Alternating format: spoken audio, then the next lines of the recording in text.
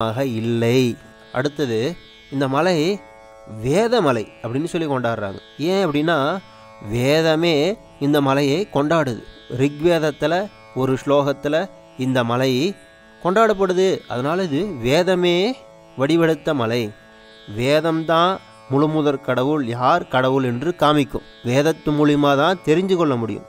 அப்படி வேதமே ராமாயணமாக அவதரித்து ராமனை பற்றி சொன்னதாலும், வேதமே 5வது வேதமாக மகாபாரதமாக அவதரித்து கிருஷ்ணனை பற்றி முழுமுதற் கடவுள் கிருஷ்ணனாக அவதரித்தான் என்பதை சொல்வது போலவும், அந்த வேதமே இந்த மலையாக அவதரித்து அந்த மலையில் மீது எழுந்தருளிருக்கும் திருவேங்கடமுடையானே பரபிரம்மம், அவனே பரம்பொருள், அவனே முழுமுதற் கடவுள் அப்படின்னு காமிக்குது. இந்த மலைக்கு வேத வெற்பு, வேதமலை என்று வேதசைலம் அப்படின்று ஒரு பழைய காலத்து பெயர்களும் உண்டு. சரி,